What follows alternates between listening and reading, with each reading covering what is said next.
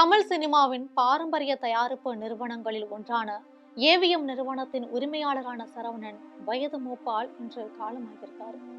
86 வயதான சரவணனின் மறைவு ஒட்டுமொத்த திரையுலகையும் சோகத்தில் ஆழ்த்தியிருக்கு. 1931ஆம் ஆண்டு முதல் திரைப்படங்களை ஏவிஎம் நிறுவனம் தயாரித்து வந்தாங்க. ஏவிஎம் சரவணனின் தந்தை ஏவி மெய்யப்பன் தான் 1931ஆம் ஆண்டு இந்த நிறுவனத்தை உருவாக்கியிருக்காங்க. எப்படி ஒரு நடிகருக்கும் இயக்குனருக்கும் ரசிகர்கள் இருக்கிறார்களோ அதே போல ஒரு தயாரிப்பு நிறுவனமான ஏவிஎம் தயாரிக்கும் படங்களுக்கு என்று தனி ரசிகர்கள் இருக்காங்க.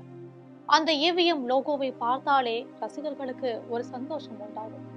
ரசிகர்களுக்கு மட்டுமல்லாமல் திரைப்பிரபலங்களுக்கும் ஏவிஎம் நிறுவனத்திற்கு ஒரு படம் பண்ண வேண்டும் என்ற ஆசை இருக்கு. அப்படிப்பட்ட நிறுவனத்தின் உரிமையாளர் ஏவிஎம் சரவணன் மறைந்தது ஒட்டுமொத்த திரையுலகினருக்கும் அதிர்ச்சியையும் சோகத்தையும் கொடுத்திருக்கு.